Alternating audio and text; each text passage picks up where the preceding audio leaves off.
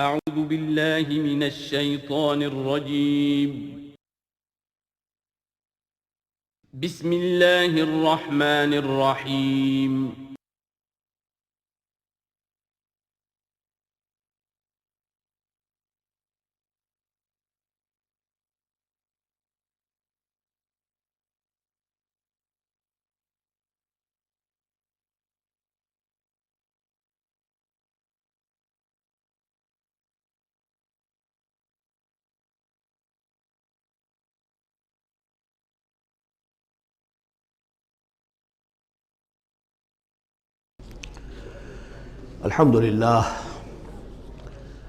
الحمدللہ وکفی والصلاة والسلام علی عبادہ الذین اصطفیٰ، خصوصاً علی افضلہم وخاتم النبیین محمد الامین وعلی آلہ وصحبہ اجمعین. اما بعد فقد قال اللہ تبارک وتعالی کما ورد فی سورۃ الصف: اعوذ باللہ من الشیطان الرجیم، بسم اللہ الرحمن الرحیم. سبح للہ ما فی السماوات وما فی الارض وہو العزیز الحکیم. یا ایہا الذین آمنوا لم تقولون ما لا تفعلون کبر مقتا عند اللہ ان تقولوا ما لا تفعلون. ان اللہ یحب الذین یقاتلون فی سبیلہ صفا کأنہم بنیان مرصوص. صدق اللہ العظیم. رب اشرح لی صدری ویسر لی امری واحلل عقدۃ من لسانی یفقہوا قولی. اللہم ربنا الہمنا رشدنا واعذنا من شرور انفسنا. اللہم ارنا الحق حقا وارزقنا اتباعہ وارنا الباطل باطلا وارزقنا اجتنابہ. اللہم وفقنا لما تحب وترضى. اللہم ربنا آنس وحشتنا فی قبورنا وارحمنا بالقرآن العظیم. اللہم اجعلہ لنا اماما ونورا وہدى ورحمہ. اللہم ذکرنا منہ ما نسینا وعلمنا منہ ما جہلنا وارزقنا تلاوتہ آناء اللیل وآناء النہار واجعلہ لنا حجتا یا رب العالمین، آمین. اب ہم اللہ کا نام لے کر سورہ صف کا آغاز کر رہے ہیں. میں آپ کو بتا چکا ہوں کہ جو 10 صورتیں ہیں مدنی، سورہ حدید سے سورہ تحریم تک، ان میں بالکل درمیان میں جو یہ جوڑا ہے سورہ صف اور سورہ جمعہ، اس کی امتیازی شان اسی سے نظر آ جاتی ہے کہ دونوں کا آغاز تسبیح سے ہوا ہے. ورنہ اب تک یہ تھا سورہ حدید کا آغاز سبح للہ ما فی السماوات والارض، پھر سورہ مجادلہ میں وہ بات نہیں، پھر سورہ حشر میں سبح للہ ما فی السماوات وما فی الارض، پھر سورہ ممتحنہ میں وہ بات نہیں. اب یہاں پھر جو آئی ہے وما فی الارض، تسبیح کرتی ہے اللہ کی ہر وہ شے جو آسمانوں میں ہے اور ہر وہ شے جو زمین میں ہے. وَهُوَ الْعَزِيزُ الْحَكِيمُ، اور وہ زبردست ہے، کمال حکمت والا. لیکن اس کے فوراً بعد سورہ جمعہ ہے، وہ ہے يُسَبِّحُ لِلَّهِ مَا فِي السَّمَاوَاتِ وَمَا فِي الْأَرْضِ. تو اس میں جوڑے ہونے کی نسبت بہت نمایاں ہو گئی. مشابہت بھی ہے، تسبیح دونوں کا آغاز ہو رہا ہے، پھر تکمیل ہو رہی ہے. میں نے بتایا تھا کہ نسبت زوجیت میں کسی مقصد کے لیے جنس جو ہیں دو، وہ کسی اعلیٰ تر مقصد کے لیے ان کے اندر ریسیپروکل نسبت رکھی جاتی ہے. وہی یہاں ہے فعل ماضی، فعل مضارع. اور فعل مضارع عربی زبان میں حال اور مستقبل دونوں کو کور کرتا ہے. تو یہاں اس جوڑے میں آ کر ان دونوں کو جمع کر دیا گیا کہ یہ تسبیح جو ہے کائنات کے اندر، جو کائنات کی ہر شے کر رہی ہے، یہ ہمیشہ سے ہوتی آ رہی ہے، ہر دم ہو رہی ہے، ہمیشہ ہوتی رہے گی. یہ سورہ مبارکہ جیسا کہ میں نے کل آپ کو بتایا تھا، سورہ حدید کی جو آیت ہے جس کو میں نے عرض کیا تھا، اگرچہ وہ لفظ اچھا نہیں ہے، عریاں اور ننگا. واقعتاً یہ ہے کہ پورا عریاں اور ننگا فلسفہ انقلاب سورہ حدید کی آیت نمبر 25 میں ہے. انقلاب کس لیے لایا جاتا ہے؟ فرانس کا ریولوشن کیوں آیا تھا؟ ظلم ہے، بادشاہ لوگ بیٹھے ہوئے ہیں، عیش کر رہے ہیں، لوگ کسان ہیں، مزدور ہیں، وہ کام کرتے ہیں، ٹیکس دیتے ہیں، یہ عیاشیاں کرتے ہیں بدمعاش لوگ. ظلم ہے، ختم ہونا چاہیے. لوگوں نے جانیں دی، ہزاروں نے جانیں دی. پھر شکل کیا بن گئی کہ وہ تو ایک بظاہر ڈیموکریسی، عوام کی حکومت، حقیقت میں سرمایہ داروں کی آمریت قائم ہو گئی۔ ظلم ہے۔ مزدور کارخانے کے اندر کام کر رہا ہے، اس کے بچہ جو ہے بھوکا مر رہا ہے، یا وہ اگر بیمار ہو گیا تو اس کی دوا نہیں ہے، اور اس کی محنت اور مزدوری سے جو عیش کر رہے ہیں، لال پری جو ہے ان کے شام کو جو ہوتی ہے، ان کے جام میں وہ کیا کیا ہوتی ہے۔ علامہ اقبال نے کس قدر تلخ حقیقت کہی ہے۔ یہ کیا ہے؟ مزدور۔ خواجہ از خون رگے مزدور سازد لال ناب۔ یہ سرمایہ دار جو ہیں، یہ مزدوروں کے رگوں کی خون جو ہے سرخ، اس سے کشید کر کے اپنی وہ لال پری جو ہے شام کو پیتے ہیں بیٹھ کر۔ انقلاب ہے، انقلاب ہے، انقلاب۔ نتیجہ یہ ہوا کہ بولشوک ریولوشن آیا، پھر مصیبت۔ اب ایک پارٹی ڈکٹیٹرشپ قائم ہو گئی۔ آسمان سے گرے، کھجور میں اٹکے، کھجور سے گرے، کسی کھائی میں جا گرے۔ یہ سارا چکر کیوں ہو رہا ہے؟ In search of justice. یہ ساری جد و جہد انسان کیوں کر رہا ہے؟ تو اب ایک تو ہے کہ ایک سیکولر انداز میں جسٹس، فیئر پلے، اس کی بات ہوتی ہے۔ دین میں آپ دیکھیے کہ قرآن میں جس طرح میں نے کل آپ کو بتایا، اللہ قائم بالقسط ہے۔ مسلمانوں کا بحیثیت امت رول یہ ہے، یا ایھا الذین آمنوا کونوا قوامین بالقسط، یا ایھا الذین آمنوا کونوا قوامین للہ شہداء بالقسط۔ محمد کو کیوں بھیجا؟ کہہ دیجئے کہ مجھے بھیجا گیا کہ میں عدل قائم کروں۔ اور اب جو آیت آ گئی، ہم نے تمام رسول اسی لیے بھیجے، کتابیں اسی لیے بھیجیں، میزان اسی لیے نازل کی۔ لقد ارسلنا رسلنا بالبینات وانزلنا معهم الکتاب والمیزان لیقوم الناس بالقسط۔ لوگوں نے کیا کیا؟ نبی آ گئے، انہیں پوجنا شروع کر دیا۔ باقی ظلم کا ظلم جھو کا تو چل رہا ہے، انہیں پوج لو، خدا کا بیٹا بنا دو، کچھ اور بنا دو، اولیاء اللہ آئے ان کو جو بھی چاہو بنا دو، لیکن نظام ظالمانہ قائم رہا دنیا میں۔ یہ محمد عربی کا کمال ہے، انہوں نے آ کر نظام کو بدلا ہے۔ در حقیقت یہ جو تکمیل ہوئی ہے اس پروسیس کی، اس لیے آپ رسول کامل ہیں، آخری رسول اور کامل رسول، جنہوں نے آ کر نظام عدل و قسط کو بالفعل برپا کیا۔ چنانچہ وہ جو ایک عام قانون آیا، اور پھر اس میں اتنی ننگی بات، لوہا استعمال ہو سکتا ہے، طاقت استعمال ہوگی ظلم کے خاتمے کے لیے، اور ان تمام جتنی بھی ناانصافیاں ہیں ان کو ختم کر دیں۔ اگرچہ یہ لوہا کسی طریقے سے استعمال ہوگا، یہ لوہا خودکشی کے کام بھی آ سکتا ہے، خودکشی نہیں کرنی ہے، اس کے کچھ شرائط ہیں، اس کے ضوابط ہیں۔ پہلے کوئی طاقت فراہم کرو، پہلے کوئی نظریہ عام کرو، جو لوگ نظریہ قبول کر لیں انہیں جمع کرو، انہیں منظم کرو، انہیں ٹرین کرو، انہیں قوت بناؤ، پھر باطل سے ٹکراؤ۔ اگر ایسے کھڑے ہو جاؤ گے تو خودکشی ہو جائے گی، نعرہ مارا اور خودکشی ہوگی۔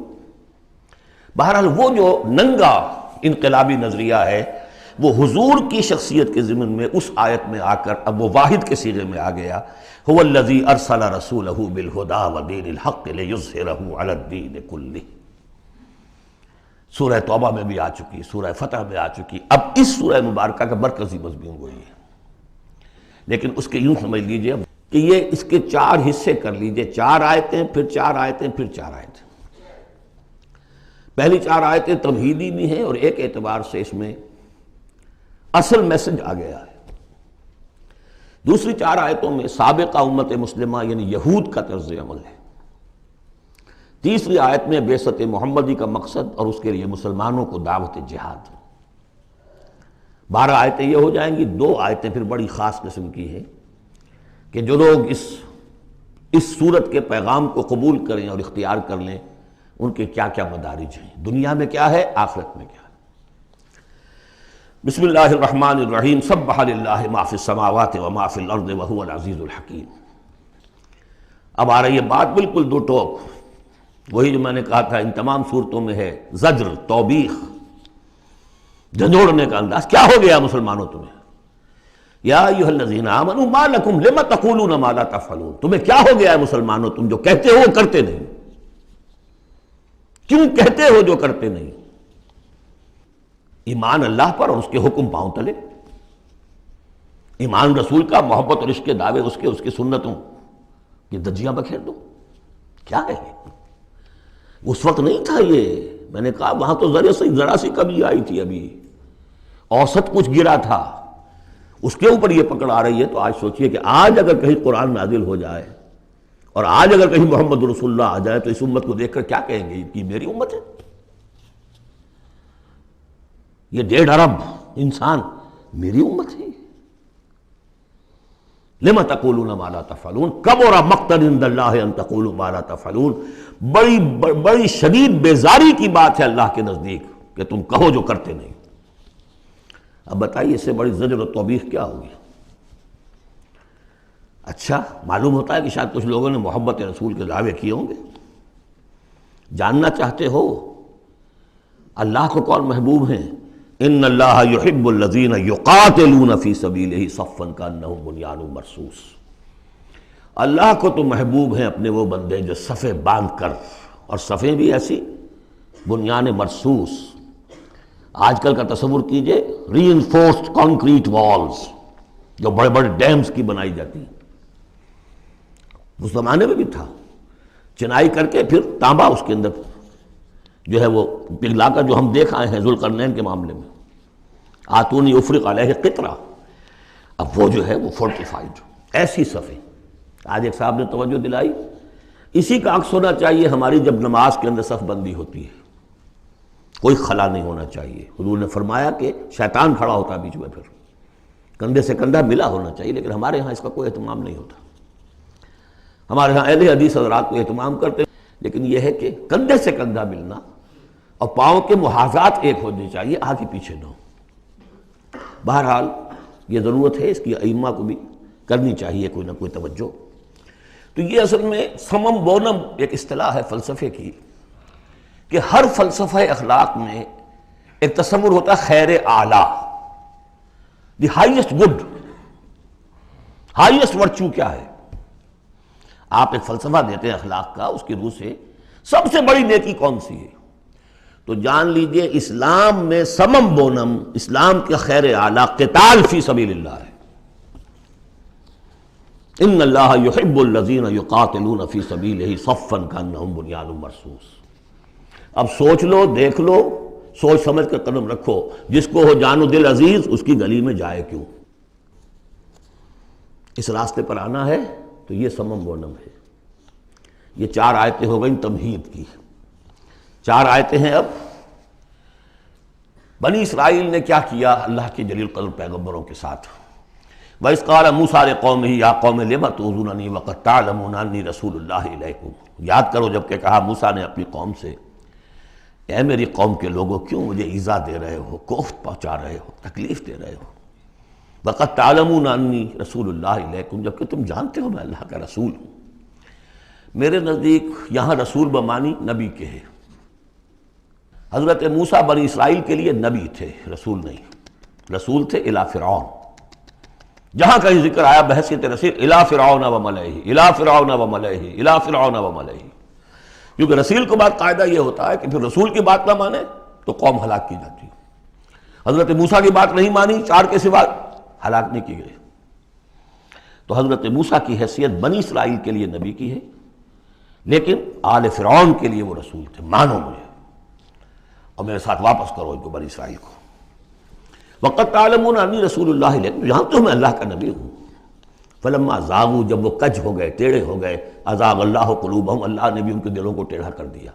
یہ بہت اہم آیت ہے جو قرآن مجید میں جتنی مرتبہ آیا اللہ نے انہیں گمراہ کر دیا، اللہ نے مہر لگا دی، تو کبھی اللہ ابتداءً مہر نہیں لگاتا، پہلے انسان ٹیڑھا خود ہوتا ہے، لیکن جب اس کے ٹیڑھ پن ایک حد تک چلا جاتا ہے، he reaches the point of no return, then Allah puts a seal on his heart، اس کے بعد نہیں آ سکتا۔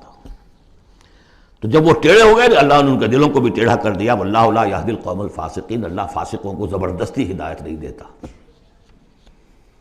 اب اس میں ہم پڑھ چکے ہیں سورہ مائدہ میں، اصل میں وہ ایذا ہے۔ اللہ کے رسول کو اصل ایذا ذاتی نہیں ہوا کرتی، ہوتی ہے وہ بھی، انسان محسوس کرتا ہے۔ اور میں بتا چکا ہوں آپ کو سورہ احزاب میں کہ حضور حضرت موسیٰ کے ساتھ بھی اس طرح کا معاملہ کیا، لیکن حضور کے ساتھ بھی کیا، لیکن اصل ایذا جو یہاں ہو رہی ہے قتال کے لفظ کے ذکر کے ساتھ جو آ رہی ہے وہ یہ ہے۔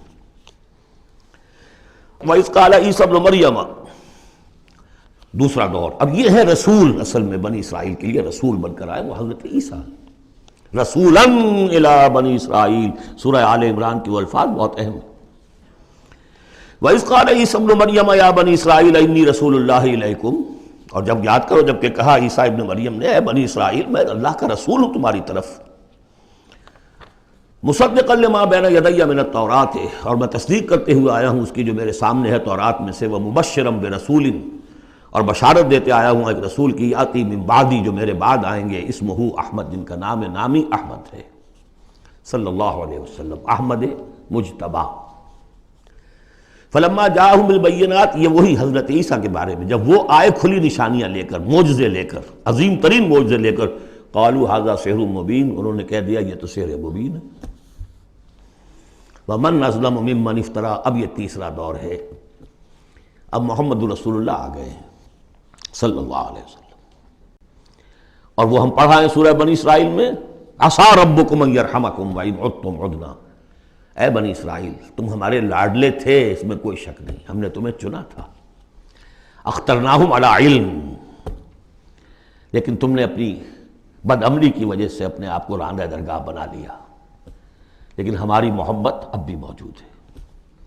عسیٰ ربکم ان یرحمکم، تمہارا رب اب بھی تمہیں رحم کرنے کے لیے تم پر تیار ہے، وَإِنْ عُدْتُمْ عُدْنَا، لیکن تمہارا طرز عمل وہی رہا جو پہلے تھا، تو ہم بھی وہی کچھ کریں گے جو ہم نے پہلے کیا، اسی طرح پٹوائیں گے تمہیں۔ نبوکدنیزر سے پٹوایا، اور گریک سے پٹوایا، اسیرین سے پٹوایا، رومن سے پٹوایا، اور اب اس صدی میں آ کر جرمن سے پٹوایا۔ 60 لاکھ 6 ملین، واللہ اعلم۔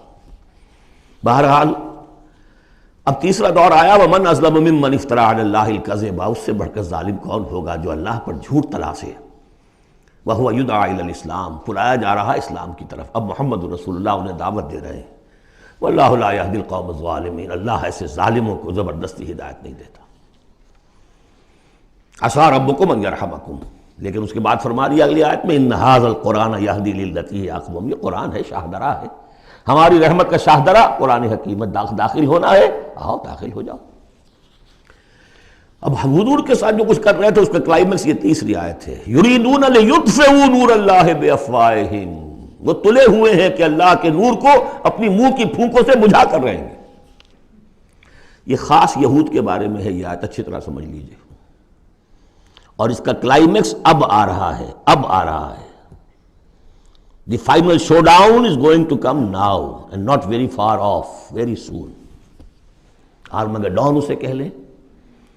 یہود پوری طریقے سے پوری عیسائی دنیا کو اپنے تسلط میں لا چکے ہیں، اور جو کچھ ہونے والا ہے الملحمۃ العظمیٰ جسے حضور نے قرار دیا ہے، عظیم ترین جنگ، اور آرمگڈون یہ ان کی کرسچین جو ان کی ہے اصطلاحات، ان میں وہ آرمگڈون ہے۔ بہرحال وہ تو ابھی آئے گا، ابھی تک تو ہم پڑھ رہے ہیں جو اس وقت ہو رہا تھا، ان میں جرت نہیں تھی، وہ سامنے آ کر مقابلہ نہیں کرتے تھے، وہ ہم پڑھ چکے ہیں سورہ حشر میں، کبھی بھی سامنے آ کر مقابلہ نہیں کریں گے، منہ کی پھونکوں سے بجھاتے ہیں دور دور سے۔ یہ استعارہ ہے کہ سامنے آ کے مقابلہ نہیں کرتے، سازشیں کرتے ہیں، منہ سے تو آدمی بات ہی کرتا ہے نا، سازشیں کر کے اس کو ابھارو، اس کو لے آؤ، اس سے حملہ کروا دو، قریش کو لے آؤ، فلاں کو لے آؤ، ان میں دم نہیں ہے۔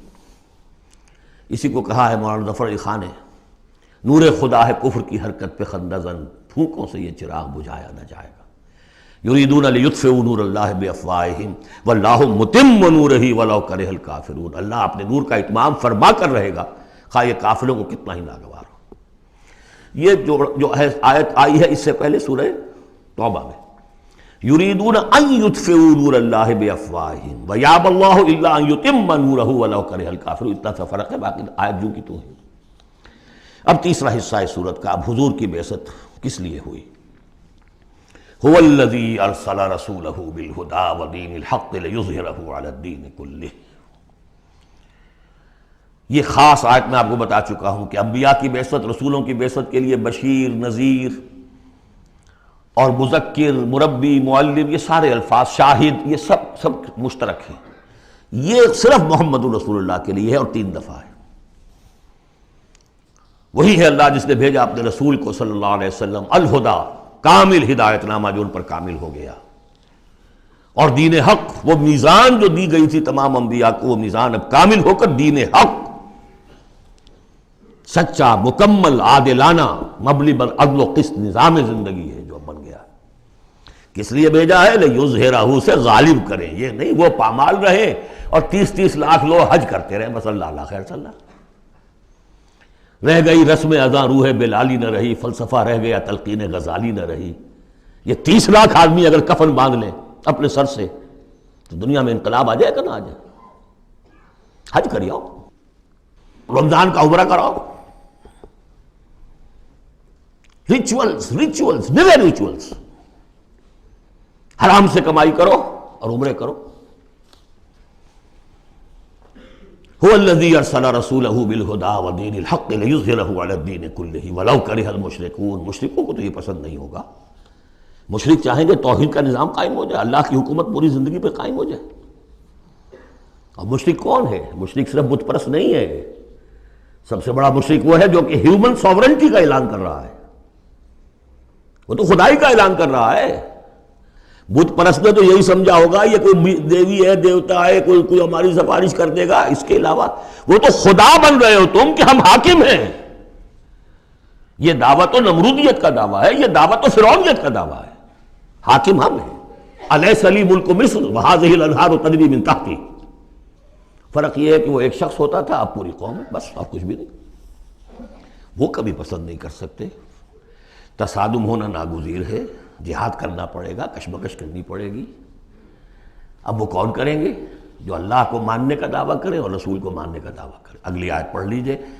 یا ایھا الذین آمنوا هل ادلکم علی تجارۃ تنجیکم من عذاب الیم. اے ایمان کے دعوے دارو، کیا میں تمہیں بتاؤں وہ تجارت جو تمہیں دردناک عذاب سے چھٹکارا دلا دے. تؤمنون باللہ ورسولہ وتجاہدون فی سبیل اللہ باموالکم وانفسکم. ایمان لاؤ اللہ پر جیسے کہ ایمان لانے کا حق ہے. سورہ نساء میں بھی پڑھ چکے ہم. یا ایھا الذین آمنوا آمنوا باللہ ورسولہ والکتاب الذی نزل علی رسولہ. سورہ حجرات میں ڈیفینیشن مومن کی یہی ہے، انما المؤمنون الذین آمنوا باللہ ورسولہ ثم لم یرتابوا وجاہدوا باموالہم وانفسہم فی سبیل اللہ.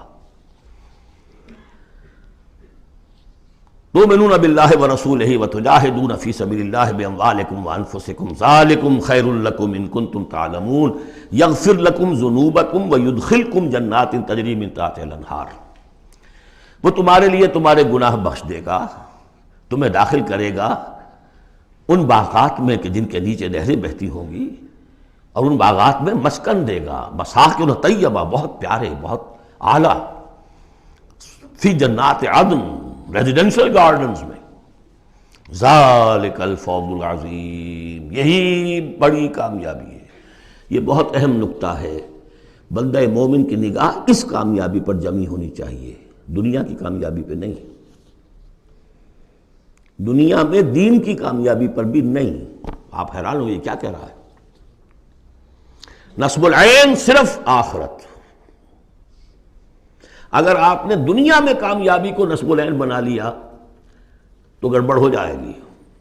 پھر آپ کہیں گے یہ تو صحیح طریقے سے کام نہیں ہو رہا تو ٹیڑھے سے کرو، سیدھی انگلیوں گھی نہیں نکل رہا تو ٹیڑھی کرو. بائی ہک اور بائی کروک، جیسے کوئی ہاکی کا پلیئر چلتا ہے لے کر کیری کرتا ہے، اسی میں تحریکیں گم ہو جاتی ہیں. تحریکوں کے قبرستان بنے ہیں اسی بنیاد پر. تم دیکھو تمہارا فرض یہ طریقہ کار یہ، اس طریقے پہ کام کرتے رہو، نتیجہ نکلے نہ نکلے تمہیں اس سے کوئی بحث نہیں. ہاں طریقہ کار پر نظر ثانی کرتے رہو. ہو طریقہ محمد رسول اللہ سے ماخوذ. اور منہاج لِكُلٍّ جَعَلْنَا مِنْكُمْ شِرْعَةً وَمِنْهَاجًا. ہم نے ہر ایک کو تم میں سے شریعت بھی ایک دی ہے، منہاج بھی دیا ہے. منہاج محمدی کیا ہے بولو؟ تو امت محمد ہو صلی اللہ علیہ وسلم. تو یہ بات نوٹ کر لیجئے، بہت اہم ہے. بس تجزیہ کر لیجئے اب تک جو کچھ آیا ہے اس میں، بلکہ اب آخری 2 آیتیں بھی پڑھ لیجئے. ایک حیثیت سے یہ 12ویں آیت پر آ کے مضمون مکمل ہو گیا. ذالک الفوز العظیم. بڑی کامیابی یہی ہے. البتہ دنیا میں ایک اور بونس کی شکل میں ہے. وَأُخْرَىٰ تُحِبُّونَهَا. ایک اور شے جو تمہیں بہت پسند ہے. اللہ کی نگاہوں میں تو اس کی کوئی حیثیت نہیں، اس لیے کہ اللہ کی نگاہ میں تو اگر وہ کرنا ہی چاہے تو دین حق کو غالب کر دے آنے واحد میں. اللہ تو تمہیں دیکھ رہا ہے بس کہ تم نے کتنی کچھ جانفی شانی کی، کہ کیونکہ تمہارا امتحان ہے. لیکن تمہاری نگاہوں میں بہرحال انسان ہو تو بربنائے طبع بشری انسان چاہتا ہے کہ کوئی جو کچھ ہم کریں اس کا نتیجہ بھی اگر نظر آ جائے تو کیا کہنے. وَأُخْرَىٰ تُحِبُّونَهَا، اور وہ دوسری چیز اور بھی جس کا جو تمہیں پسند ہے، وہ کیا ہے؟ نصر من اللہ وفتح قریب. اب اللہ کی طرف سے مدد آیا چاہتی ہے اور فتح تمہارے قدم چوما چاہتی ہے. لیکن یہ ظاہر بات ہے یہ کب اتری ہے؟ یہ میں آپ کو بتا چکا ہوں. اس کو سمجھیے سورہ صف کو سورہ احزاب کا ضمیمہ. وَبَشِّرِ الْمُؤْمِنِينَ، یہی الفاظ آئے ہیں، اور اے نبی اس کی بشارت دے دیجئے اہل ایمان کو. قول میں حضور کا آپ کو سنا چکا ہوں. آپ نے فرما دیا تھا غزوہ احزاب کے بعد، لن تغزوکم قریش بعد عامکم ھذا، اے مسلمانوں اب اس سال کے بعد قریش تم پر چڑھ کر نہیں آ سکتے، ایگزاسٹ ہو چکے ہیں. وَلَكِنَّكُمْ تَغْزُونَهُمْ، اب تمہاری طرف سے انیشیٹو ہوگا.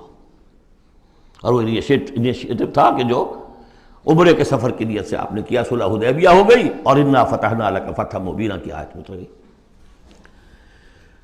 اور دوسری چیز آخرت میں یا ایک روحانی جو مقام تمہیں اس سے حاصل ہوگا، تم اللہ کے مددگار کا قرار پاؤ گے. اس سے اونچا کوئی مقام ہو سکتا ہے؟ یا ایھا الذین آمنوا کونوا انصار اللہ. اگر تم اللہ کے دین کا جھنڈا اٹھانے کے لیے اپنی جانیں لگا رہے ہو تو کس کے مددگار ہو؟ اللہ کا دین ہے، جھنڈا اس کا ہے. اور یہ فرض منصبی اصل تھا محمد کا، تو ان کی بھی مدد ہے. من انصاری اللہ آگے آ جائے گا. اہل ایمان اللہ کے مددگار بنو. کما قال عیسیٰ ابن مریم للحواریین، جیسے کہ کہا تھا عیسیٰ ابن مریم نے اپنے حواریین سے، من انصاری اللہ، کون ہے میرا مددگار اللہ کی راہ میں. دیکھیے جیسے بیعت کی نسبتیں آئی تھیں دو، بیعت حضور سے، بیع اللہ سے، لہذا تیسرا ہاتھ اللہ. وہی مسئلہ یہ ہے، نصرت اللہ کی، لیکن میری نصرت اللہ کی طرف. اللہ کی نصرت کیسے کرو گے؟ میری نصرت کرو اللہ کے راستے میں. محمد رسول اللہ والذین معہ. اب بھی طریقہ جو فطری ہے وہ یہی ہے، جس کو بھی اللہ ہمت دے دے وہ کھڑا ہو. میں نے تو یکسو ہو کے فیصلہ کر لیا، میں نے تو اب اسی کے لیے جینا، اسی کے لیے مرنا ہے. آؤ بھائی کون میرے ساتھ آتا ہے؟ میں انصاری اللہ، میں تو چل رہا ہوں. کوئی ساتھی ملے گا تب بھی چلوں گا، نہیں ملے گا تب بھی چلوں گا. اب کون میرے ساتھ آتا ہے؟ من انصاری اللہ، جو ہاتھ میں ہاتھ دے وہ اس کا ساتھی ہے. اذ قال عیسیٰ ابن مریم للحواریین من انصاری اللہ قال الحواریون نحن انصار اللہ. اگرچہ وہ مددگار تھے حضرت عیسیٰ کے، حقیقت میں تھے اللہ کے، بظاہر عیسیٰ کے، حقیقت اللہ کے. فآمنت طائفۃ من بنی اسرائیل، تو بنی اسرائیل دو گروہ میں تقسیم ہو گئے، ایک وہ جو ایمان لے آیا اور ایک وہ جو کفر پر اڑا رہا. وکفرت طائفہ فأیدنا الذین آمنوا علی عدوہم، تو ہم نے مدد کی ان کی جو ایمان لائے تھے ان کے خلاف کہ جنہوں نے کفر کیا تھا، ان کے دشمنوں کے خلاف. فاصبحوا ظاہرین، بالآخر وہی کامیاب ہوئے. لیکن یہ کامیابی آسانی سے ہاتھ نہیں آئی تھی، اچھی طرح سمجھ لیجیے گا. 300 برس لگے ہیں حواریین مسیح کو، اور ان کے اصل پیروکار جو تھے حضرت مسیح کے، وہ سختیاں انہوں نے جھیلی ہیں. تاریخ انسانی میں اگر آپ لیں گے ایک مقدار کی حیثیت سے تو اتنی زیادہ قربانیاں شاید کسی نبی کے ساتھیوں نے نہیں دی. ایک ہے ایک چیز جو ہے وہ سمٹ کر آ گئی ہو تھوڑے سے وقت میں، وہ ہے حضور کا معاملہ، کہ حضور کا اور آپ کے ساتھیوں کا. لیکن جتنے طویل عرصے تک اور جس قدر شدید پرسیکیوشن، عام خیال یہی، اور میں بھی اس کا قائل ہوں، کہ سورہ یاسین میں جو ذکر ہے، وہ جو 2 رسول بھیجے گئے اور پھر تیسرا بھیجا گیا، وہ اصل میں حواریین مسیح تھے. رسول کے رسول تھے، اللہ کے رسول نہیں تھے براہ راست. اسی طریقے سے آپ کو معلوم ہے جو پرسیکیوشنز ہوئی ہیں ان کی، جس طریقے سے انہیں ستایا گیا ہے. جو اصحاب الاخدود تھے وہ بھی عیسائی تھے، جن کو کہ یہودیوں نے جلایا. ابو نواس نے، وہ بھی عیسائی تھے، حضرت مسیح کے ماننے والے. اسی طریقے سے یہ 7 سلیپرز کون تھے جو جان بچا کر گئے تھے؟ اصحاب کہف عیسائی تھے. رومی شہنشاہیت تھی، بت پرستوں کی شہنشاہیت تھی، اس میں جو کچھ پرسیکیوشن ہوئی ہے وہ تو 300 عیسوی میں پھر رومن امپائر نے عیسائیت قبول کی ہے. اس کے بعد سے پھر ظاہر بات ہے، چاہے عیسیٰ کو وہ صحیح طور پہ مانتے ہیں، غلط طور پہ مانتے ہیں، عیسیٰ کے ماننے والے ہیں. وہ کہتے ہیں وہ حرام زادہ ہے، وہ کہتے ہیں کہ نہیں وہ اللہ کا بیٹا ہے. بس اتنا ہی فرق ہو گیا، وہ ایک انتہا کو نکل گئے، وہ دوسری انتہا کو نکل گئے. باسٹرڈ کہتے ہیں کھلم کھلا، سن آف مین. اور وہ لوگ کہہ رہے اللہ کا، لیکن مانتے تو ہیں نا، یہ انکار کرتے ہیں. تو ہمارے ہاں بھی کتنے ہی لوگ ہیں حضور کے رتبے کو جب نعتوں میں بیان کرنے آئیں گے اللہ سے کم چھوڑتے ہیں، اللہ سے اوپر بنا دیتے ہیں۔ اوتار کا عقیدہ تو میں آپ کو بتا چکا ہوں، وہی جو مصطفی عرش تھا خدا ہو کر اتر پڑا وہ مدینے میں مصطفیٰ ہو کر۔ مدینے کی مسجد میں ممبر کے اوپر بغیر عین کے ایک عرب ہم نے دیکھا، عرب میں سے عین نکال دے کیا رہ جائے گا؟ رب۔ کون ہے کہنے والا؟ یہ مسلمان، محمد کا امتی ہے۔ تو یہ جو انتہائیں ہوتی ہیں، غلو ہوتا ہے، یا اہل الکتاب لا تغلو فی دینکم، تو غلو ہم کم ہے، کم کرنے والے۔ کون سا جرم ہے جو پچھلوں نے کیا ہم نے نہیں کیا، سوائے اس کے کہ اس قرآن کی تحریف ہم نہیں کر سکے، اس کے متن کی، بس۔ اور وہ اس لیے کہ اسپیشل پروٹیکشن اللہ کی تھی۔ یہ ہے سورہ صف۔ ایک سورت بھی سمجھ میں آ جائے تو زندگی کا راستہ بالکل واضح ہو جاتا ہے۔ البتہ یہ جو قتال اس میں بتایا گیا، میں نے عرض کیا تھا قتال ایسا نہیں ہے کہ اٹھاؤ ہتھیار جاؤ نعرہ مارو اور خودکشی کر لو، ٹکرا جاؤ۔ اس کا ایک پروسیس ہے، پہلے اس کے لیے مردان کار چاہیے، ایسے مردان کار جن کے دلوں میں اللہ کی محبت کے سوا دنیا کی کوئی محبت نہ رہ گئی ہو، جو ہم سورہ شورى میں پڑھ چکے ہیں۔ فما اوتیتم من شیء فمتاع الحیاۃ الدنیا وما عند اللہ خیر وابقى للذین آمنوا وعلی ربہم یتوکلون۔ طالب آخرت بن چکے ہو، واقعتاً، کہنے کی حد تک نہیں، زبانی کلامی نہیں، فی الواقع۔ پھر ان کے اندر وہ اخلاص اور خلوص، پھر ایک نظم کی پابندی، ایک لیڈر کے ساتھ عہد، جو کہو گے۔ یہ تقاضے اگر پورے نہیں ہوتے، اور محترم تعداد کے اندر 2-4 سے تو نہیں ہوگا معاملہ۔ 4 کا ہوتا معاملہ تو حضرت موسیٰ کے ساتھ بھی تھے، 3-4 تو اور 150 تو اور بھی شاید نکل ہی آتے، کوئی ذرا اور محنت کرتے، لیکن نہیں، معتدل تعداد، ریکوزٹ نمبر۔ لہذا اس کو تیار کرنے کے لیے کیا طریقہ کار ہے؟ یوں سمجھیے کہ منہج انقلاب محمدی کے 2 حصے ہیں۔ اوپر کا حصہ ٹکراؤ، تصادم، وہ سب کو معلوم ہے، غزوہ بدر، غزوہ احد، غزوہ احزاب، فلاں فلاں اور کس کو نہیں معلوم؟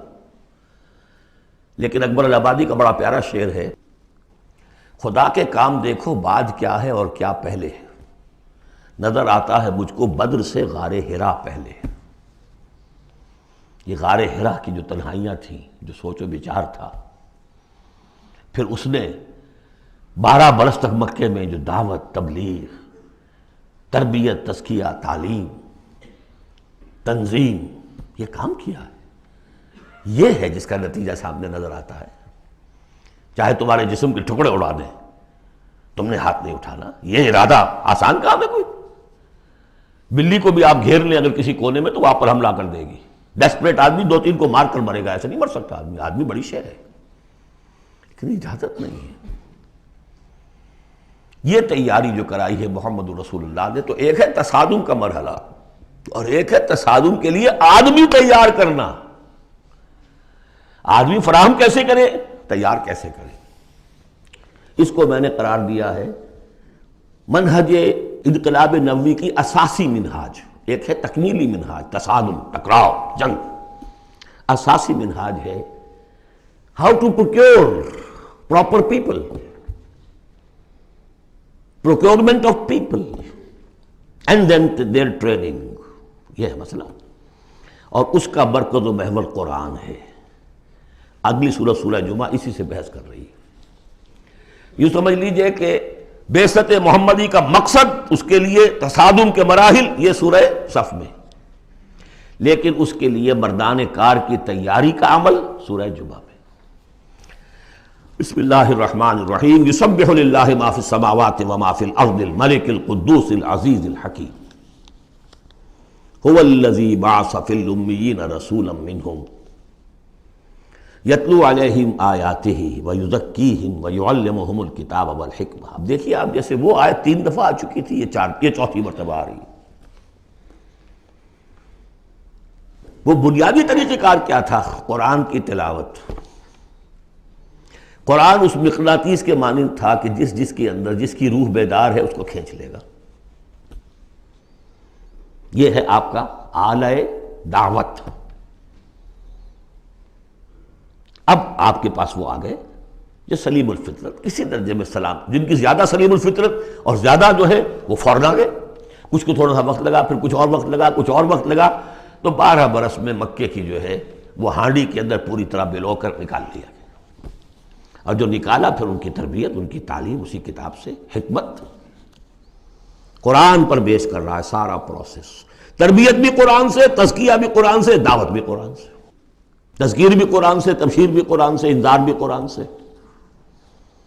تذکیر، انذار، تبشیر، اس سے دعوت ہو گئی، اور شفاء لما فی الصدور، دل کے اندر کے جو روگ ہے ان کا علاج ہے۔ یہ دل کا روگ ہے کیا؟ دنیا کی محبت، اللہ خیر صلی اللہ، مال کی محبت، اولاد کی محبت، سب کیا ہے؟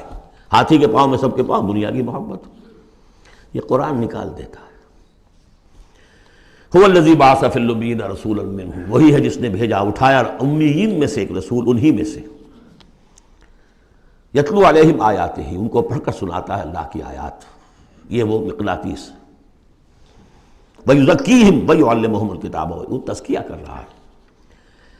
تلاوت آیات کے ذریعے سے غلط نظریات ختم ہوئے، غلط نظریات ختم ہوئے، ان غلط نظریات پر جن ہمارے اعمال کی بنیاد تھی، ہر عمل کے پیچھے کوئی نظریہ ہے، کوئی ویلیو ہے جو آپ کے ذہن میں ہے، جس کے تحت آپ کوئی بھاگ دوڑ کر رہے ہیں، کوئی عمل کر رہے ہیں، وہ ویلیو غلط ہے تو عمل غلط ہوگا، ویلیو صحیح عمل صحیح ہوگا۔ قرآن نے ویلیو آپ کی صحیح کر دی، تو گویا کہ اب یہ برے اعمال، بری عادات، یہ جیسے پت جھڑ میں پتے جھڑ جاتے ہیں، خود ہی جھڑ جائیں گے، کیسے رہیں گے؟ اندر سے تو غذا ہی نہیں مل رہی، اندر تو جڑ ختم ہو گئی ان کی۔ یہ ہے تزکیہ۔ اور پھر تعلیم کتاب و حکمت، اب انہیں سکھاؤ، احکام دو، اور بڑی گہری بصیرت والی باتیں بھی سکھاؤ، وہ سب کے لیے نہیں ہے۔ اس کو وہ کہتے ہیں، جیسے کہ ہمارے ہاں عربی مدارس میں بھی اب ہے شعبہ تخصص، فارغ التحصیل تو تم ہو گئے، اب تخصص کرو۔ یہ اصل میں تعلیم حکمت جو ہے، یہ محمد الرسول اللہ کی تعلیم کا اور تربیت کا شعبہ تخصص ہے، یہ سب کے بس کا روگ نہیں ہے۔ وَمَنْ يُؤْتَ الْحِكْمَةَ فَقَدْ أُوتِيَ خَيْرًا كَثِيرًا يُؤْتِي الْحِكْمَةَ مَنْ يَشَاءُ وَمَنْ يُؤْتَ الْحِكْمَةَ فَقَدْ أُوتِيَ خَيْرًا كَثِيرًا۔ یہ اللہ تعالیٰ کسی کسی کو صلاحیت دیتا ہے۔ وَإِنْ كَانُوا مِنْ قَبْلُ لَفِي ضَلَالٍ مُبِينٍ، اور یقیناً اس سے پہلے تو وہ کھلی گمراہی میں تھے۔ وَآخَرِينَ مِنْهُمْ، اور محمد کو بھیجا ہے اللہ نے صرف امیین کے لیے نہیں، اوروں کے لیے بھی جو ہے تو انہی میں سے پوٹینشلی، لَمَّا يَلْحَقُوا بِهِمْ، ابھی ان میں شامل نہیں ہوئے۔ حضور سے ان کے بارے میں پوچھا گیا، حضور نے مجلس میں بیٹھے ہوئے تھے، سلمان فارسی ان کے کندھے پر ہاتھ رکھا، فرمایا حکمت اگر سریا پر بھی ہوگی تو اس کی قوم کا کوئی شخص اسے لے آئے گا۔ اور کم سے کم یہ کہ تمام جو حنفی مسلمان علماء وہ سمجھتے ہیں کہ اس حضور کی حدیث کا مصداق امام ابو حنیفہ ہے رحمۃ اللہ علیہ۔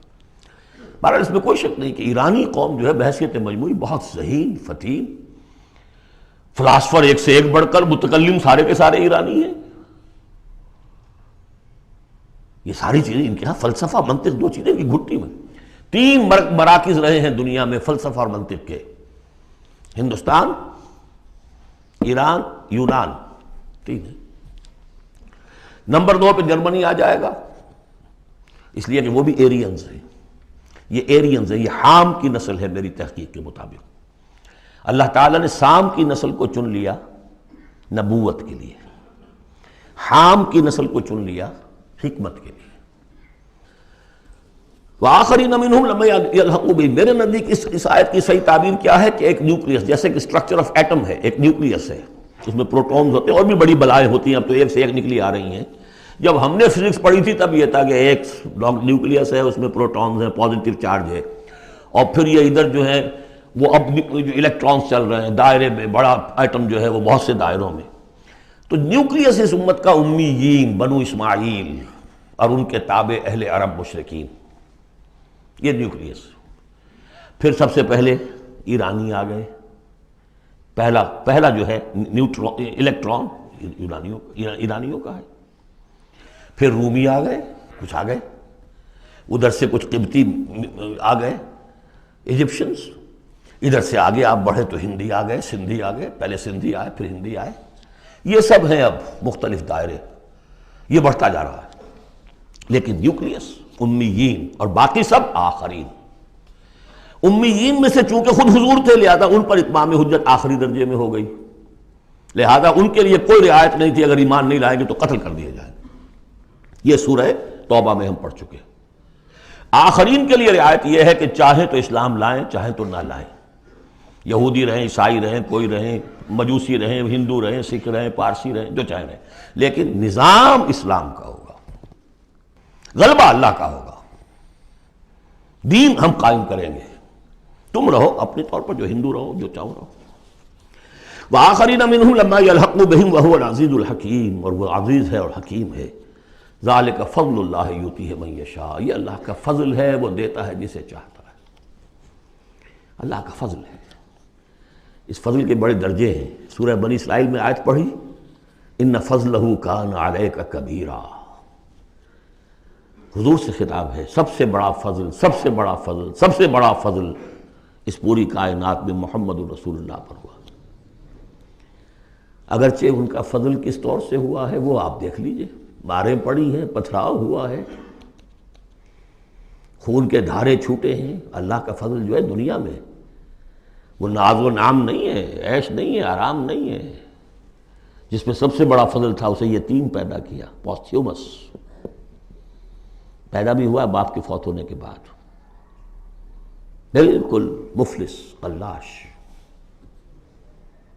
وہ تو مادائی حلیمہ کو کوئی اور بچہ ملا نہیں تھا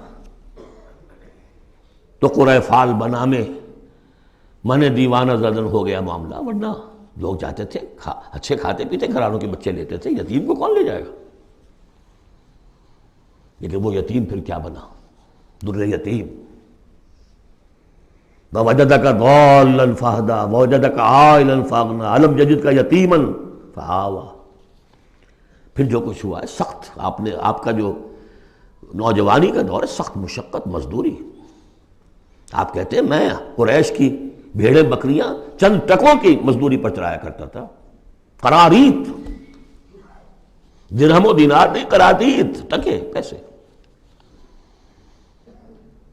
بہرحال یہ دنیا کا معاملہ اور ہے۔ فرمایا وآخرین منہم لما یلحقوا بہم وہو العزیز الحکیم، ذالک فضل اللہ، یہ میں بیان کر رہا تھا، فضل کبیر بلکہ فضل اکبر تو ہوا حضور پر۔ پھر جو بھی محمد کے دامن سے وابستہ ہو گیا، بہت بڑا فضل ہے۔ چاہے اللہ نے ہمیں پیدائشی طور پر یہ فضل دے دیا ہے، ہم اس فضیلت کا قدر نہ کریں اور وہ پھر راندہ درگاہ حق ہو جائے، وہ دوسری بات ہے، اللہ نے تو دیا۔ بل اللہ یمن علیکم ان ہداکم للایمان، تمہیں اس راستے پر ڈال دیا ہے اللہ کے بندو، تمہیں پیدا کیا ہے وہاں جہاں تم نے پیدا ہوتے کان میں اذان سنی ہے اور دوسرے کان میں اقامت سنی ہے، اس سے بڑا فضل کیا ہوگا؟ لیکن تم نے اس کی ناقدری کی تو یہ دوسرا بات ہے۔ ذالک فضل اللہ یؤتیہ من یشاء واللہ ذو الفضل العظیم، اللہ بڑے فضل والا ہے۔ لیکن یہ کہ اب یہ جو پروسیس تھا، جو محمد رسول اللہ کا اعلی انقلاب تھا، قرآن، اب محمد تو جا رہے ہیں صلی اللہ علیہ وسلم، یہ پروسیس آگے کون جاری رکھے گا؟ نبی تو کوئی اور آنا نہیں۔ لہذا حضور نے کہا خطبہ حجۃ الوداع میں، قد ترکت فیکم ما ان تمسکتم بہ او اعتصمتم بہ لن تضلوا ابدا کتاب اللہ، میں چھوڑ کر جا رہا ہوں، یہ محمد کے قائم مقام ہے یہ قرآن، یہ عصائے موسیٰ سے 100 گنا بڑا معجزہ ہے۔ عصائے موسیٰ صرف موسیٰ کے ہاتھ میں تھا تو معجزہ تھا، بعد میں تو وہ لٹھیا کی لٹھیا ہے، اور کیا ہے، پڑا ہوگا کسی ٹرنک کے اندر، شاید ہو اب بھی، جیسے کہ کہتے ہیں یہودی ہے لاٹھی ہے، اب وہ سانپ تو نہیں بنے گا کسی کے لیے۔ یہ معجزہ ہے جو ہر ایک کے ہاتھ میں آ سکتا ہے، بشرطے کہ اس کا حق پہچانے، اس کا حق ادا کرے، اس کی قدر و قیمت کو جانے۔ افبہذا الحدیث انتم مدہنون وتجعلون رزقکم انکم تکذبون، اس کے ساتھ تمہارا یہ معاملہ ہے، یہ مداہنت ہے۔ دنیا بھر کی زبانیں سیکھ لو، دنیا بھر کے علوم سیکھ لو، اتنی عربی نہیں کہ قرآن مجید کو براہ راست سمجھ سکو، اور اگر یہ قرآن تمہیں پوزیس کر لے گا تو خدا کی قسم کھا کر کہتا ہوں کہ کسی اور کام میں دل نہیں لگے گا آپ کا۔ یہ کیا کام ہے؟ گھس گھس گھس گھس گھس کر کے تنخواہ ہو گئی 30,000 40,000 50,000 تنخواہ لے کے آ گئے. بس یہی ہے. Were you created for that? ابراہیم بن ادھم کا آپ نے سنا ہوگا نام. بادشاہ تھے کسی علاقے کے, شکار پر گئے ہوئے تھے, تو وہاں کہیں آواز انہیں سنائی دی, کسی فرشتے کی تھی یا یہ کہ خود ان کے اپنے دل کی آواز تھی. یا ابراہیم لہذا خلقت ام لہذا امرت. اے ابراہیم سوچو, کیا اس کام کے لیے تمہیں پیدا کیا گیا تھا؟ کیا تم اس کام کے لیے پیدا کیے گئے تھے اور تمہیں اس کام کا حکم ہوا تھا شکار کھیلو جا کر؟ بس وہیں سے کایا پلٹ ہوئی. تو سوچنے کی بات ہے. اب ترتیب بتا رہا تھا اصل میں, ورنہ بات لمبی ہو جائے گی, کہ اب یہ قرآن کے بارے میں تمہارا طرز عمل کیا ہوگا. تصویر دکھائی جا رہی ہے پھر سابقہ امت کی, انہیں بھی ہم نے دی تھی کتاب تورات. مثل الذین حملوا التوراۃ ثم لم يحملوها كمثل الحمار يحمل اسفارا. مثال ان لوگوں کی جو حامل تورات بنائے گئے پھر وہ اس کے حامل ثابت نہ ہوئے. اور حمل میں خاص ایک بات ہے, حمال کسے کہتے ہیں؟ بوجھ اٹھا کر ایک جگہ سے دوسری جگہ لے کر جانا, حمال اسے کہتے ہیں. اسر اور حمل میں نے فرق بتایا تھا آپ کو سورہ بقرہ جب پڑھ رہے تھے آخری, کہ اسر وہ بوجھ ہے جس کے نیچے انسان دب کر رہ جائے, چل نہ سکے, اسر ہے. اور حمل وہ ہے جس کو لے کر چل سکے. اب عورت کا بھی حمل ہوتا ہے, وہ لے کر چلتی ہے. بہرحال جب ایڈوانس پریگننسی ہوتی ہے, دکھ تو ہے, تکلیف ہے, واہنن علی واہنن تو ہے, چل سکتی ہے. اسی طرح حمال ہے, وہ لے کے جا رہا ہے. تو حملوا التوراۃ, یہ اللہ تعالیٰ جس کو یہ کتاب دیتا ہے, حامل بناتا ہے, اس کے ذمے سے پہنچاؤ. لتبیننہ, تمہارا فرض ہے اسے واضح کرو, اسے عام کرو. یا اہل القرآن, حضور نے فرمایا ہے قرآن والوں, لا تتوسدوا القرآن, قرآن کو تکیہ نہ بنا لینا. ایک ذہنی سہارا ہمارے پاس اللہ کی کتاب ہے. 40 من سونا ہم نے لگا دیا ہے اس قرآن کو تاروں سے لکھنے پر. معلوم ہے آپ کو, رکھا ہوا ہے ہمارے ہاں, ایوبی دور کی یادگار. بہرحال قرآن مجید کے حامل بنائے گئے تھے اس لیے کہ اوروں تک پہنچاؤ. ثم لم يحملوها, انہوں نے نہیں اٹھایا. کمثل الحمار, ان گدھوں کے مانند ہیں. يحمل اسفارا, جو کتابوں کا بوجھ اٹھائے پھر رہا. مکالمات فلاطن بھی لکھ دیجئے آپ, باندھ کر گشڑی رکھ دے, انسائکلوپیڈیا برٹانی کا پورا رکھ دے, گدھے کو کیا فائدہ اس سے. مثل القوم الذین کذبوا بآیات اللہ, مثال اس قوم کی جس نے اللہ کی آیات کو جھٹلایا. بے صاحب, بہت بری ہے. اب یہ جھٹلانا میں پہلے واضح کر چکا ہوں سورہ واقعہ پڑھتے ہوئے. یہ جھٹلانا ہے, یہ ہمارا قرآن کو جھٹلا رہے ہیں ہم اپنے عمل سے. ایک شخص آپ سے پوچھے گا, آپ قرآن کو اللہ کا کتاب مان لیا؟ میں مانتا ہوں. آپ نے کبھی پڑھا اس کو؟ آپ 7 سمندر کا سفر پار کر کے یہاں MBA کرنے تشریف لے آئے ہیں امریکہ میں. MBA معلوم ہوتا ہے کہ کوئی پتہ نہیں, کوئی جنت کی کوئی سیٹ ہے, کیا ہے. قرآن آپ نے نہیں پڑھا تو کیسا ایمان ہے آپ کا قرآن پر؟ کیا جواب دیں گے؟ تکذیب کر رہے ہیں اپنے عمل سے.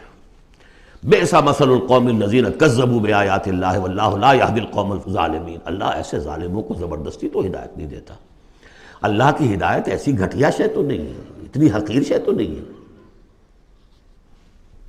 اب دیکھیے 4 آیتیں, یہ یہاں پر بھی 4 4 جمع 3 کی تقسیم ہے. 4 آیتیں پوری ہو گئی تھی. حضور کی بعثت 2 میں ہے. امیین نیوکلیس ہے, آخرین سب الیکٹرانز ہیں اس کے چاروں طرف. یہ ملٹی نیشنل امت ہے. ملٹی نیشنل فرمز تو آپ کو معلوم ہے, ملٹی نیشنل. جبکہ سابق جو امت تھی بنی اسرائیل, وہ یونی ریشیل, ایک نسل کی. یونی ریشیل, یونی نیشنل, یہ multi racial, multi national. Hindi بھی, فارسی بھی, ایرانی بھی, ترک بھی, چینی بھی. اب تو دنیا کا میں نہیں سمجھتا کہ کوئی قوم رہ گئی ہو, کوئی نسل رہ گئی ہو جس میں کچھ نہ کچھ مسلمان موجود نہ ہوں. اور دوسری بات یہ کہ حضور کا بنیادی کیا ہے؟ اعلیٰ دعوت, اعلیٰ تربیت, جس سے کہ مردان کار تیار کیے جو جہاد اور قتال کریں گے, وہ ہے قرآن. اب آگے 4 آیتوں میں وہ جو طرز عمل ہمارا ہو گیا اس کی تصویر دکھائی جا رہی ہے بنی اسرائیل کے طرز عمل میں. مثل الذین حملوا التوراۃ ثم لم يحملوها كمثل الحمار يحمل اسفارا بئس مثل القوم الذین كذبوا بآیات اللہ واللہ لا يهدی القوم الظالمین۔ اس کے بعد نتیجہ کیا نکلتا ہے؟ جو آیات الہیہ سے رشتہ ٹوٹے گا تو سہارا کیا چیز رہ جائے گی؟ ہم تو اللہ کے چہیتے ہیں، لاڈلے ہیں، ہمیں تو جہنم میں کوئی جھونک ہی نہیں سکتا، جھونکے گا بھی تو دوسروں کی آنکھ میں دھول جھونکنے کے لیے چند دن کے لیے ہمیں بھی ڈال کے فوراً نکال لیں گے۔ اللہ کو بھی چوری کرنی ہے، خیانت کرنی ہے، ہمارے لیے کرنی ہے۔ اور ہم جیسے بھی کچھ ہیں، جو بھی کچھ ہیں، زانی ہیں، شرابی ہیں، جو بھی کچھ ہیں، لیکن تیرے محبوب کی امت میں، جب تیرے محبوب کی امت میں ہے سیلویشن از گارنٹیڈ، شفاعت تو ملنی ہی ملنی ہے۔ بہت زیادہ کرنا ہے تو کسی بزرگ کی مزار پہ دیگے بھی چڑھا ہے، بس اور کیا رہ گیا۔ یہ ہے وہ سارا معاملہ، یہ ہے وہ امانی، یہ ہے وہ من گھڑت خیالات، یہ ہے وہ وشفل تھنکنگ سے جو عقیدوں کی شکل بن جاتی ہے، جس کی وجہ سے عمل سے، وہ جو اقبال نے کہا کہ پتہ نہیں نام کیا ہے اس کا خدا فریبی کہ خود فریبی، عمل سے فارغ ہوا مسلمان بنا کے تقدیر کا بہانہ۔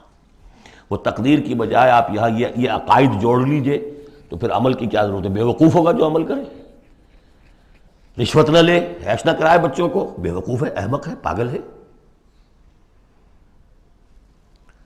قل یا ایھا الذین ھادوا ان زعمتم انکم اولیاء للہ من دون الناس، کہہ دیجئے اے نبی، اے وہ لوگو جو یہودی ہو گئے ہو، اگر تمہارا واقعی یہ گمان ہے کہ تم اللہ کے دوست اور اللہ تمہارا دوست ہے۔ ان زعمتم، زوم کا لفظ اردو میں بھی بولتے ہیں خیال خام کے لیے، بڑا زوم ہو گیا اسے۔ ان زعمتم، اگر تمہیں یہ خیال خام لاحق ہو گیا ہے، انکم اولیاء للہ من دون الناس فتمنوا الموت ان کنتم صادقین، یہ سورہ بقرہ میں آ چکا مضمون۔ اگر ایسے واقعی خیال ہے تو تمہیں موت کی تمنا کرنی چاہیے، دوست سے ملنے کی آرزو ہوتی ہے یا ہجر کی؟ وصال چاہیے یا ہجر چاہیے؟ ولا يتمنونه ابدا بما قدمت ایدیہم، یہ ہرگز تمنا نہیں کر سکتے موت کی۔ کیوں؟ بسبب اس کے جو ان کے ہاتھ آگے بھیج چکے ہیں، انہیں معلوم ہے ہم نے کیا کرتوت آگے بھیجے ہیں۔ بل الانسان علی نفسہ بصیرہ، انسان کو خود معلوم ہے کہ میں کیا کچھ بھیج چکا ہوں، کیا کیا کمائیاں کی ہیں، کیا کیا حرام خوریاں کی ہیں، وہ سارے کے سارے جو ہیں وہ تو آگے بھیجے ہوئے ہیں۔ واللہ علیم بالظالمین، اللہ ان ظالموں سے خوب واقف ہے۔ قل، اے نبی ان سے کہہ دیجئے، ان الموت الذی تفرون منہ فانہ ملاقیکم، وہ موت جس سے تم بھاگتے ہو وہ تم سے ملاقات خود فرما لے گی۔ تم بھاگتے رہو، انہ ملاقیکم، وہ آن کھڑی ہوگی سامنے۔ ثم تردون الی عالم الغیب والشہادہ، پھر تمہیں لوٹا دیا جائے گا اس ہستی کی طرف جو غیب اور شہادہ سب کا جاننے والا ہے، جو تمہارے سامنے ہے اس کا بھی، جو تمہارے پیچھے ہے اس کا بھی، جو بحیثیت نوع انسانی تمہارے لیے کھول دیا گیا اس کا بھی، اور جو تمہارے سے غیب میں رکھ دیا گیا اس کا بھی۔ فَيُنَبِّئُكُم بِمَا كُنتُمْ تَعْمَلُونَ، پھر وہ تمہیں جتلا دے گا جو کچھ تم کرتے رہے تھے۔ یہ دوسرا حصہ ہو گیا 4 آیات کا۔ گویا کہ جو کتاب محمد رسول اللہ دے کر گئے ہیں، قد ترکتم، اور جس کے لیے حکم دے کر گئے تھے کہ اب تمہارے ذمے ہے، میرے کندھے پر سے یہ بوجھ اتر کر تمہارے کندھوں پر آ گیا ہے۔ الا هل بلغت، انا نشهد انک قد بلغت وادیت ونصحت، انا نشهد انک قد بلغت الرسالۃ وادیت الامانۃ وکشفت الغمۃ، یہ تو گواہیاں لی ہیں۔ اس کے بعد اللہم اشہد، اللہم اشہد، اے اللہ تو بھی گواہ ہے، یہ مان رہے ہیں۔ اور پھر فَلْيُبَلِّغِ الشَّاهِدُ الْغَائِبَ، ایک سائی آف ریلیف، میرے کندھے پر جو بوجھ تھا، اِنَّا سَنُلْقِي عَلَيْكَ قَوْلًا ثَقِيلًا، آج وہ بوجھ میرے کندھے سے اتر گیا، لیکن تمہارے کندھوں پر آ گیا۔ مجھے تو صرف امیین تک یہ فرض براہ راست انجام دینا تھا، تمہیں پوری نوع انسانی تک انجام دینا ہے۔ A heavy burden، اس کے لیے یہ ہے دوسرا حصہ 4 آیات کا۔ اب تیسرے حصے میں اس قرآن کی تعلیم عام، تعلیم بالغان کا جو ایک نظام قائم کیا گیا اس کا ذکر ہے۔ جمعہ کیا ہے اصل میں؟ اب رہ گئی رسم ادا، روح بلالی نہ رہی، فلسفہ رہ گیا، تلقین غزالی نہ رہی، یہ جمعہ کیا ہے؟ یہ حزب اللہ کا ہفتے وار اجتماع ہے۔ کمیونسٹوں کو بھی ایجاد کرنے پڑے تھے ہفتے وار اجتماع، اسٹڈی سرکلز۔ اس لیے کہ انقلابی کارکن کے ذہن میں جب تک اس کا نظریہ تازہ نہ رہے وہ قربانی کیسے دے گا؟ قربانی تو ہر لحظہ آئے گی، ہر آن آئے گی، قدم قدم پر آئے گی۔ لہذا اس نظریے کا، نصب العین کا، اپنے مقصد کا شعور بالکل کانشس لیول کے اوپر مستحضر رہنا چاہیے۔ لہذا اجتماعات، اب ظہر کی نماز کی بجائے جمعہ، وہاں 4 فرض یا 2 کر دیے، 2 کی جگہ خطبہ کس لیے؟ تعلیم قرآن، تعلیم بالغان۔ ظاہر ہے وہاں کالجز نہیں تھے، کتابیں نہیں تھیں، پریس نہیں تھے، چھاپے خانے نہیں تھے، آڈیوز نہیں تھے، ویڈیوز نہیں تھے، کچھ بھی تو نہیں تھا، لیکن ایک نظام ہے۔ ہفتے میں ایک دن ایسا نکال لو، اگرچہ پورا دن نہیں چاہیے، یوم سبت کی طرح نہیں ہے، نہاؤ دھو، اچھے کپڑے پہنو، خوشبو لگاؤ، آؤ مسجد میں چل کر، پہلی گھڑی میں آ جاؤ گے تو اتنا ثواب ہوگا جتنا کہ ایک اونٹ کی قربانی کا۔ ہم نے آنکھوں سے دیکھا ہوا بچپن میں 7-8 بجے کے قریب مسجدوں کے اندر ہجوم ہوتے تھے، لوگ پہنچ جاتے تھے گاؤں سے، اس لیے گاؤں میں جمعہ ہوتا نہیں تھا۔ اب تو ایک خاص مسلک ہمارے ہاں جو آیا، انہوں نے 4 آدمیوں پہ بھی جمعہ کھڑا کر دیا، تو اب خام خواہ کاہے کو جائے گا کوئی آدمی شہر کے اندر؟ پہلے تو یہ تھا کہ جو مسئلے جامع نہ ہو، جو ایک شہر نہ ہو جس کے اندر کہ کوئی حکومت کا ایک بڑا افسر نہ رہتا ہو، اس کے بغیر جمعہ نہیں ہوتا۔ پر ان مسئلوں کو چھوڑ دیجئے، آئیے جمع ہوئیے، کوئی نائب رسول منبر رسول پر کھڑے ہو کر وہی عمل کرے، یتلو علیہم آیاتہ ویزکیہم ویعلمہم الکتاب والحکمہ، تاکہ یہ پروسیس اب ابدی ہو جائے امت کے اندر۔ اس لیے جمعے کی یہ اہمیت ہے کہ فرمایا گیا کہ 3 جمعے بھی چھوڑ دو گے بغیر عذر کے لَيَخْتِمَنَّ اللَّهُ عَلَىٰ قَلْبِهِ، اس شخص ایسے شخص کے دل کے اوپر اللہ تعالیٰ مہر کر دیتا ہے۔ لیکن بات یہی ہے کہ وہ ساری حکمت ختم، وہ مقصد ختم، نہ وہ مقصد ہے، رہ گئی رسم اذاں روح بلالی نہ رہی، اور فلسفہ رہ گیا تلقین غزالی نہ رہی۔ جمعہ ہے پھر بھی کھنڈر بتا رہے ہیں عمارت عظیم تھی، اب بھی جو اہتمام ہوتا ہے جمعے کے لیے کھنڈر ہی صحیح، لیکن بتا رہے ہیں کہ یہ کتنی بڑی عظیم عمارت تھی۔ یا ایھا الذین آمنوا اذا نودی للصلاۃ من یوم الجمعۃ فاسعوا الی ذکر اللہ وذروا البیع، اے ایمان والو جب تمہیں پکارا جائے نماز کے لیے جمعے کے دن، یعنی جمعے کی نماز کے لیے، تو لپکو اور دوڑو ہر طرح کے کاروبار کو چھوڑ کر اللہ کے ذکر کی طرف، اور چھوڑ دو کاروبار۔ اور یہاں ذکر سے مراد نماز تو ذکر ہے ہی، اصل میں خطبہ ہے۔ ذالکم خیر لکم ان کنتم تعلمون، یہی تمہارے لیے بہتر ہے اگر تم علم رکھتے ہو۔ فاذا قضیت الصلاۃ فانتشروا فی الارض وابتغوا من فضل اللہ، یہودیوں کا جو یوم سبت والی وہ سختی نہیں ہے، صبح کا زیادہ وقت تو مطلوب ہے کہ لگے اس کام میں، لیکن جمعے کے بعد پھر آپ جائیں اپنے کام میں لگے۔